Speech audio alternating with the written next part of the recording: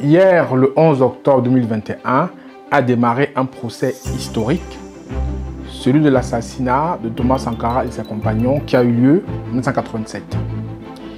Je vous donne rendez-vous ce soir à 20h30 pour parler de ce sujet, de cette thématique, avec un invité spécial où on va relater les faits, parler des enjeux et de vraiment voir ensemble ce qu'on attend de ce procès. Mais avant de ce rendez-vous, je vous laisse avec la veuve de feu Thomas Sankara qui donne ses impressions sur ce procès, qui donne ses attentes et qui met en place les enjeux et qui désigne certains coupables pour pouvoir en fait avoir un peu plus de lumière sur cet événement tragique. Je vous donne rendez-vous ce soir à 20h30 pour en parler. À très bientôt. Ciao, ciao.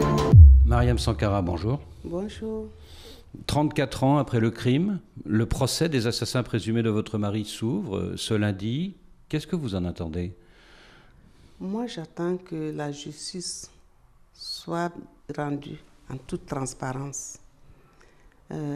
J'attends, comme les familles des autres victimes de ce 15 octobre, de connaître la vérité et que les accusés nous disent qui a fait quoi, afin que nous, les familles, le peuple burkinabé et l'opinion publique internationale soient édifiés sur ces assassinats qui ont complètement bouleversé la vie des familles et marqué le Burkina aussi. Je souhaite vraiment que ce procès ait lieu et qu'il serve d'exemple pour qu'on ne tue plus impunément au Burkina Faso et dans d'autres pays. Et il faut aussi que la culture de l'impunité et les violences politiques qui sévissent en Afrique, dans certains pays d'Afrique, malgré les démocraties de façade, il faut que ça s'arrête définitivement. Et est-ce que vous y serez physiquement ce lundi matin au tribunal militaire de Ouagadougou ? Oui, lundi matin, je serai au tribunal. La famille Sankara y sera. Je serai là avec d'autres membres de la famille. Oui, parce que vous tenez à montrer par votre présence l'intérêt que vous portez à ce procès. Oui, hein. oui, que cette justice, je l'attends et que la famille de Sankara l'attend. Et les familles des autres victimes de 15 octobre-là veulent connaître, nous voulons connaître la vérité. Alors, qui a fait quoi hein, c'est votre expression. Qui a fait quoi le 15 octobre 1987 à Ouagadougou ? Le juge d'instruction chargé du dossier a auditionné ces derniers mois un certain nombre de témoins, notamment Moussa Diallo, l'ancien aide de camp de votre mari. Est-ce que vous êtes plutôt satisfaite ou plutôt déçue par le travail du juge ? Je trouve que le juge a fait son travail, il a fait son instruction comme il faut. Il a fait son instruction comme il faut. Il a fait ce qu'il doit faire.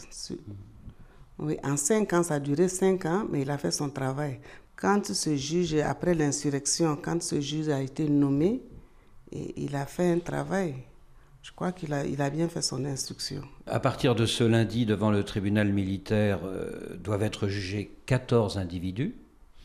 Et parmi eux, et parmi ceux qui vont comparaître physiquement, il y aura Gilbert Diendéré, qui était à l'époque le bras droit de Blaise Compaoré. Oui. Qu'est-ce que vous attendez de son témoignage ? Moi, j'attends qu'il dise la vérité. Il faut qu'il dise la vérité pour que la justice se fasse. Parce que depuis 34 ans, il fait des déclarations contradictoires. À certains, il dit Thomas Sankara voulait nous faire arrêter le 15 octobre au soir et nous avons dû prendre les devants. Et puis à d'autres, il dit je n'étais pas au courant, je n'ai donné aucun ordre à personne. Où est la vérité, à votre avis ? Ah oui, il est impliqué, je ne doute pas de cela. Parce qu'il était vraiment un homme très proche de Blaise Compaoré à l'époque ? Oui, d'après les révélations qu'on a et tout, on peut dire qu'il est impliqué, mais de toute façon, je pense qu'on attend que les juges et les avocats nous situent bien sur cette situation. Eux, ils sont mieux placés pour ça. Y a-t-il d'autres accusés qui vont comparaître physiquement à partir de ce lundi et dont vous attendez enfin un témoignage de vérité ? Bon, tous ceux qui vont apparaître comme accusés, comme je vous ai dit, j'attends qu'ils disent qu'est-ce qu'ils ont fait, qu'ils nous disent qu'est-ce qu'ils ont fait exactement. Oui, mais s'ils décident de se taire, s'ils décident de ne rien dire. Ouais, bon, j'espère qu'ils ne vont pas se taire. J'espère qu'ils ne vont pas se taire. Vous pensez à Jean-Pierre Palme, par exemple? Moi, je pense que toutes ces personnes doivent parler. Ils doivent parler parce qu'on a beaucoup attendu, ils doivent parler. Alors, parmi les accusés qui ne seront pas présents, il y a Blaise Compaoré, qui était le numéro 2 du régime, sous Thomas Sankara. Cette absence, qu'est-ce que vous en pensez? Moi, je regrette. C'est regrettable. Parce que pour avoir été responsable, même du pays, il devrait assumer ses actes. Il doit assumer ses actes parce que fuir, ça ne résout pas les problèmes. Il va fuir pendant combien de temps? Il faut qu'il ait le courage d'assumer ses actes et de répondre à la justice burkinabé. Dans une lettre rendue publique il y a quelques jours par ses avocats, il dit que loin de tourner le dos à ses responsabilités, il appelle de ses voeux l'union nationale contre le terrorisme via la réconciliation nationale au nom des valeurs supérieures du pays. Mais la réconciliation ne peut pas faire obstruction à la justice. Il faut que justice soit rendue. Et non seulement lui ne sera pas là, mais ses avocats non plus ne seront pas là, puisqu'ils ont annoncé il y a quelques jours qu'ils boycotteraient ce procès, parce que selon eux c'est un procès politique. Mais il y a crime, hein? Il y a crime, il y a eu assassinat, on peut croire même que assassinat avec préméditation. Donc c'est un procès criminel. Si Blaise Compaoré se rend au tribunal, il sait qu'il sera aussitôt arrêté. Du coup, est-ce qu'il n'est pas assez logique qu'il refuse de comparaître? Moi, je pense que toute personne doit avoir le courage, surtout lui qui a été un président. Il ne devrait pas fuir, avoir peur, il faut assumer ses actes. Il faut qu'il ait le courage. Est-ce que vous pensez qu'il y a une certaine lâcheté de sa part? Tout laisse croire que ne pas répondre, changer de nationalité, essayer de se dérober, c'est pas... Qu'est-ce que vous voulez que je dise? Je pense que c'est pas courageux. Ce n'est pas courageux. Alors il a contribué à mettre ces juridictions aussi en place. Il n'a pas le courage de venir assister, de faire face à la juridiction de son pays. C'est pas courageux. Alors depuis 7 ans, Blaise Compaoré vit en exil en Côte d'Ivoire, où il bénéficie de l'hospitalité du président Alassane Ouattara. Qu'est-ce que vous inspire cette bienveillance de la Côte d'Ivoire à son égard? D'abord, le Burkina et la Côte d'Ivoire sont deux pays frères. Je pense que la Côte d'Ivoire, quand même, ne devrait pas recevoir sur son sol quelqu'un qui est recherché par la justice. Surtout que quand on sait que cette personne a été un responsable.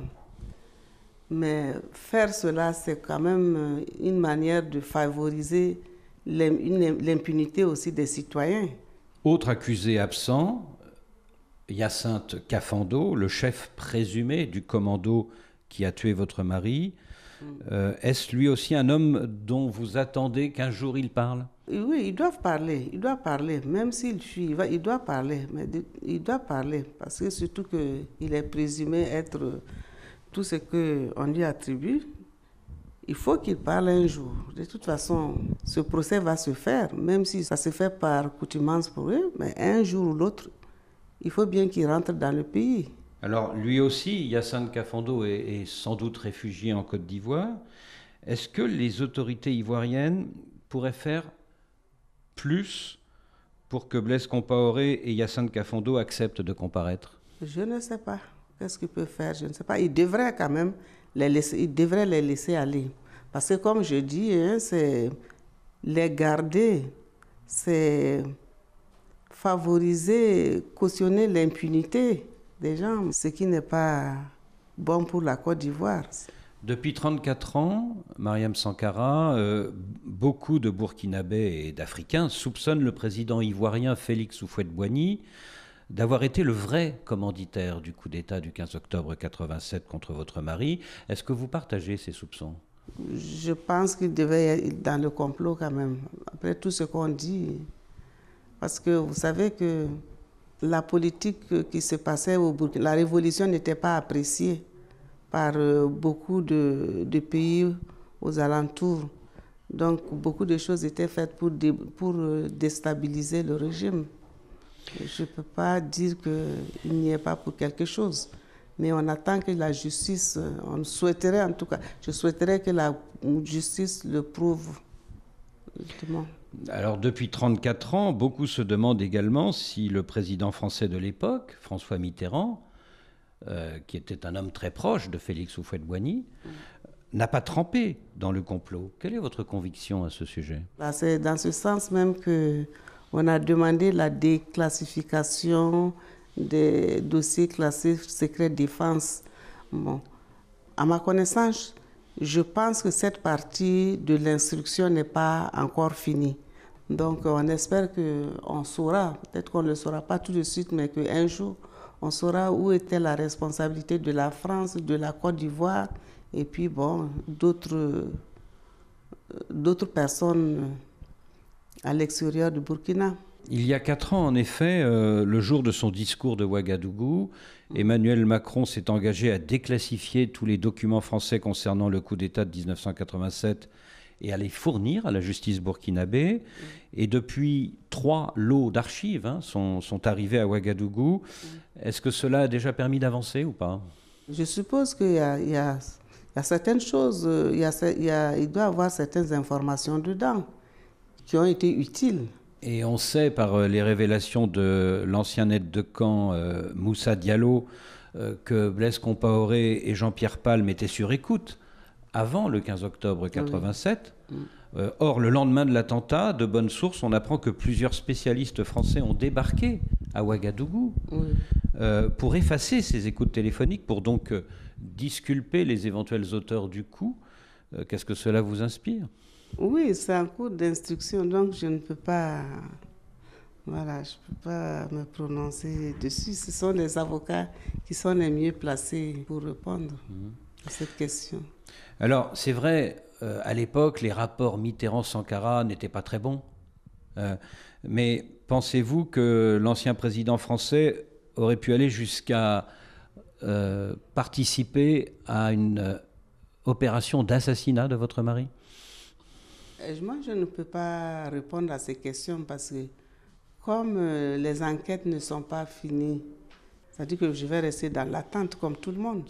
Mais vous n'excluez pas que les Français aient participé au complot, hein? Ben oui, ça, on attend que ce soit dit. Bon, on pense que quand même la France n'est pas neutre.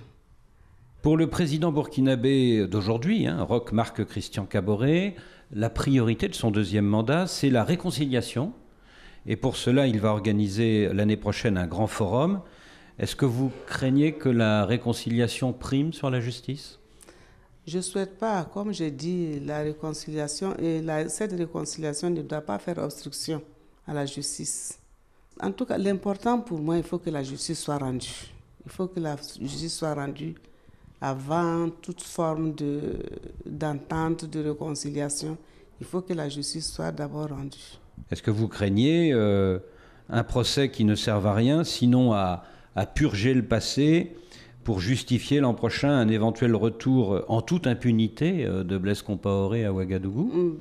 C'est possible. C'est pourquoi je souhaite que cette justice soit rendue avec transparence. Et je ne souhaite pas que ce soit un procès qui soit fait pour la forme, pour réhabiliter qui que ce soit. Non. Je pense que les Burkinabés attendent, une bonne partie des Burkinabés attendent la vérité, attendent la vraie justice. Mariam Sankara, c'est ma dernière question. Voilà 34 ans que vous attendez la vérité. Est-ce que vous pensez que le temps a déjà tout effacé, que c'est fichu, ou est-ce que vous pensez au contraire qu'on peut encore connaître la vérité? On peut encore connaître la vérité. On peut encore connaître, parce que moi je fais confiance à la justice qu'ils ont fait un travail.